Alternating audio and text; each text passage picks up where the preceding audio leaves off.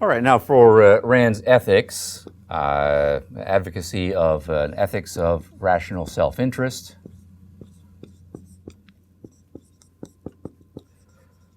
We're now in a position to pick up the third part, right, of the operative phrase, the interest part. How do we define what our interests are, our core values, policies, right, and so forth, right, should be. And for Rand, this falls out of, right, her understandings rather in the more fundamental branches of philosophy, a certain metaphysical orientation toward the real world or the natural world, an epistemological orientation that puts the importance of reason, right, to human nature as being fundamental, a certain understanding of the self as an integrated being, a volitional capacity, and so forth. All of that factors into our understanding of this. Now, what we can certainly see is that rationality is going to be a core component in defining what our rational self-interest is. So, particularly when we turn to Rand's formal list of virtues, the number one virtue that she mentions is a more cognitive virtue, right? The virtue of rationality. And the reason for this is that human beings, if we look at them in terms of their existential situation, right? We're born into the natural world, and the way Rand puts it is that nothing is, so to speak, given to us. We have to produce, right, everything that we need, and everything that we have produced in the modern complex civilization is a product of our ability to be rational, right, to use our rational capacity to understand the world and to act on our best understanding of the nature of the world. So for Rand, the number one thing that each of us has to understand is in our self-interest is to be rational, right? We have a very powerful cognitive apparatus. We are the only ones who can make it use because we have volition. It's the thing that we will use then to guide our actions, right, in the world. That's the mind-body integration point. And to the extent that we do so successfully, we will live and flourish in the world and achieve our interests. So rationality is the number one trait here. I have a couple of quotations in Rand's own words to this effect. Quote, "Nothing is given to man on earth. Everything he needs has to be produced. And here man faces his basic alternative. He can survive in only one of two ways, by the independent work of his own mind or as a parasite fed by the minds of others. The creator originates, the parasite borrows. The creator's concern is the conquest of nature. The parasite's concern is the conquest of men." Quote, "Man has a single basic choice, to think or not, and that is the gauge of his virtue. Moral perfection is an unbreached rationality, not the degree of your intelligence, but the full and relentless use of your mind, not the extent of your knowledge, but the acceptance of reason as an absolute." Unquote. All right, now unpacking this concept of rationality and applying it more to understanding our interests, the closely related point is the point of independence, right? And this is another key virtue, right, of Rand's, right? Sometimes it's listed, right, as part of a set of 7 virtues, but I think the best way to understand it is that independence is an application, right, of the broader concept of the virtue of rationality. So human beings, for example, each individual, right, human being has his or her own life. Each individual human being has his or her own cognitive capacities, and each individual is in control, right, of his or her life and cognitive capacities. And so if the most important thing that we need to do, right, is use our minds to understand the world, to guide our actions, it's important that we each commit to doing this independently. Right? I need to do my thinking for myself. You need to do your thinking for you, right? Just as Rand puts it, I can't digest your food for you. I can't digest your thoughts for you. And you can't do the same thing for me. Quote, "The vilest form of self-abasement and self-destruction is the subordination of your mind to the mind of another, the acceptance of an authority over your brain, the acceptance of his assertions as facts, his say-so as truth, his edicts as middleman between your consciousness and your existence." Unquote. So there's certainly a cognitive component here. Each of us needs to think for ourselves, to make the best effort we can to understand things on our own terms. Of course, we can learn an enormous amount from other people who are experts, who have different bodies of knowledge. Sharing knowledge, right, is very important, but not just trusting another person because they said so, not trying to piggyback or be parasitical on other people's thinkings, not just going along with the herd because everybody else seems to be doing so. Independently forming one's own cognitive judgments is important here. And then there's also an existential point here, and that ties into the point of integrity. Right?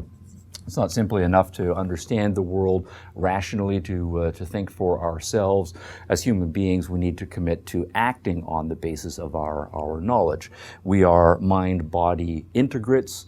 The whole point of coming to a theoretical and abstract understanding of various parts of the world is to be able to use that in guiding our lives. And that means that what we need to do is have a policy of commitment to integrity. That is to say, if we think that something is true, if we think that something is good, if we think that something is important, then acting on the basis of that. It may be affirming verbally the truth of something, or actually taking steps to achieve the good thing, and so forth.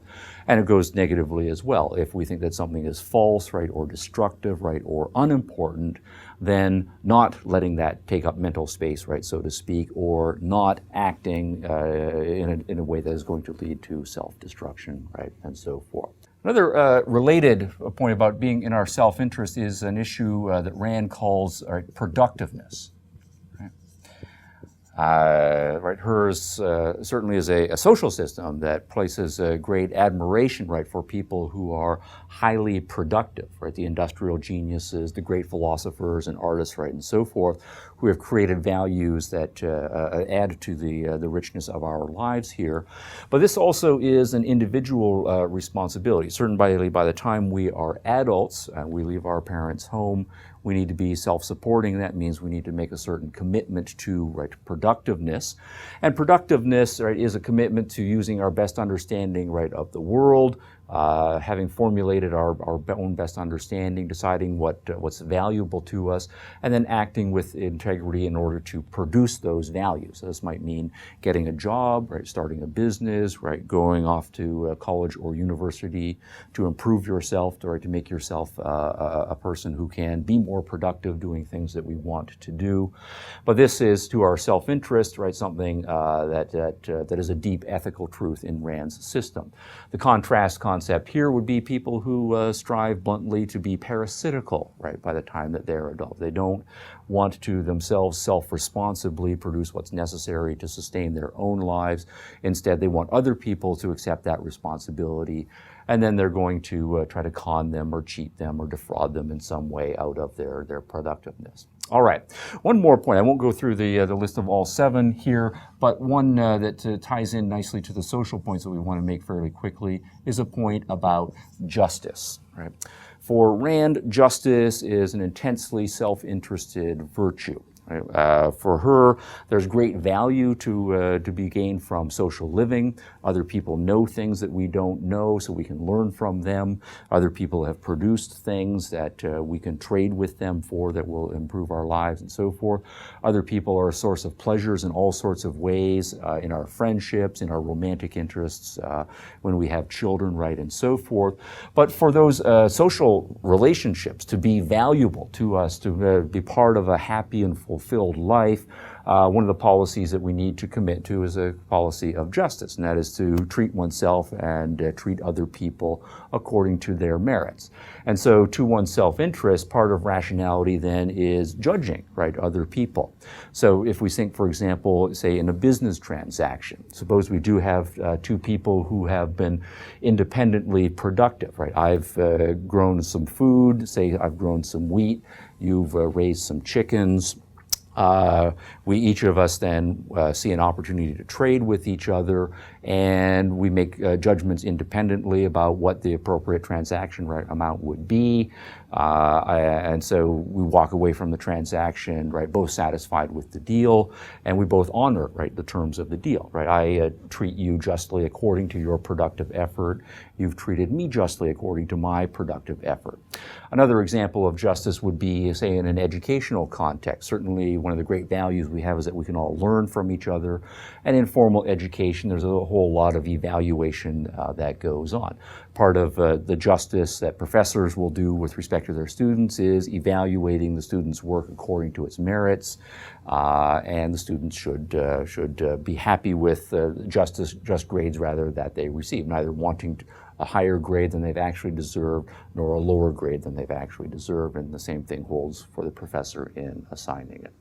All right, now the point of all of these, and there are two other virtues that we can list here. One is honesty and pride. And those round out Rand's kind of canonical list of 7 virtues here. Honesty is kind of a cognitive virtue. If facts are facts, and we do have a primacy of existence orientation, and we're trying to be rational and objective, right, and so forth. And it's important for us always to be attentive to the facts of reality as they really are, whether we're comfortable, right, with them or not. Pride is for her the virtue of seeing yourself as important, right, that all of this effort that one is going through, taking responsibility for your own life, judging the world as it is, making the commitments to act, to be productive, to deal with other people, right, justly, and so forth. Taking pride in yourself as a person who has made all of these commitments, and then when you have achieved something significant, taking pride in yourself as the person who has done so. These also are virtues. So when we're talking about Rand's advocacy of rational self-interest, a person who makes these virtue commitments is the kind of person who is acting in his or her self-interest. And then by contrast, people who are fundamentally dependent, right, as adults, or people who are hypocrites, right, or people who are committed not to being productive, right, and so forth, are not acting in their self-interest. Instead, they're being deeply destructive, right, of their own self-interest. So what we have in Rand's theory of self-interest is a theory that is very optimistic, right, about human potential, and it's also socially a win-win understanding of self-interest, right?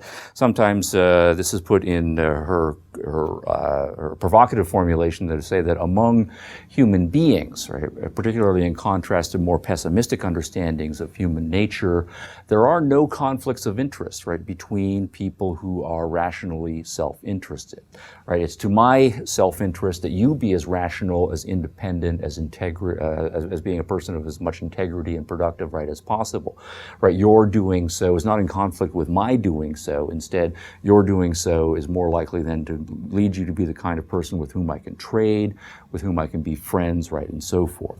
And my being a rational, productive person and so forth, of great integrity, honesty, right, and so forth, means that I'm more likely than to be the kind of person with whom you can have productive trading relations and be friends, right, and so forth.